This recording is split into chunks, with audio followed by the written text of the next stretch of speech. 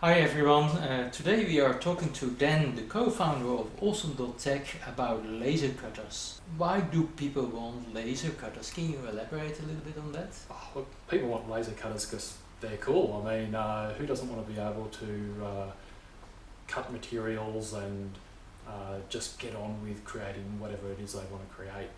So I guess what happened with the broader making industry is that everyone got excited about 3D printers, and yeah, look, I love them too. I've got one, and after a while, you kind of realise that there are some limitations in terms of the quality of the item that you can create. There are subtractive manufacturing options, so that involves things like CNC machines where you're cutting away material, or laser cutters. And CNC is great. I've got a CNC mill, but it has got an incredible learning curve that just takes so long to get that going.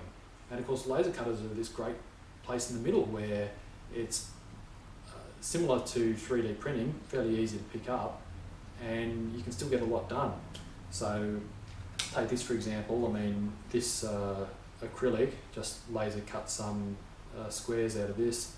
It's a very, very nice cut, and you can get some really quality items produced from it.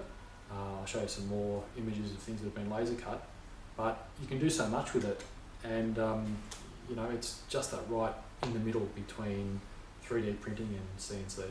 Cool, that's really nice. So if people say, yeah, okay, now I want a laser cutter, so where do they start?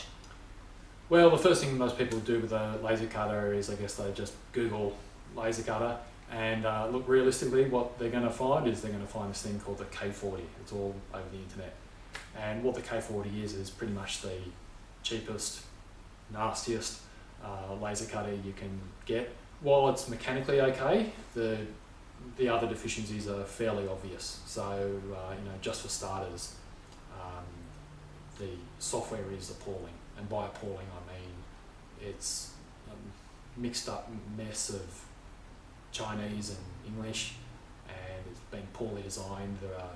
I haven't counted them, but there are probably hundreds of settings. You know what I mean? It's not user friendly. It's just awful to use. So yeah, so if people then hear about the K40, but they don't want to buy a $25,000 Apelog or a Trotec, so what is the solution to this problem? The solution is what we've done in Awesome.Tech, which is to actually make an upgrade kit that you retrofit, you plug in to the K40, and it actually lifts up the standard. So the limitations of the K40, I mean, sure, it's got a cheap quality lens and that sort of thing, but the real limitations are around the electronics and the software.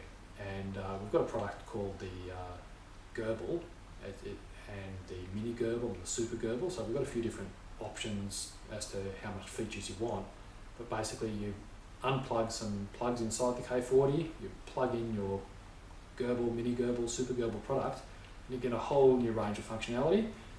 Even if you don't need to do a whole lot of extra fancy stuff, it just suddenly transforms it where it's actually easy to use, it's a pleasure to use. So rather than have one single software tool chain, you can actually use a whole bunch of different pieces of software. So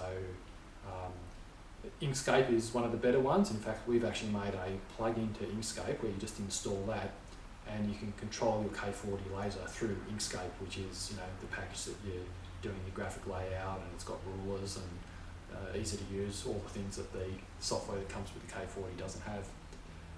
But having said that, there's actually 3 or 4 other software packages which are either cheap or free that are professional grade that will now work with your K40 now that you have a Gerbil based controller.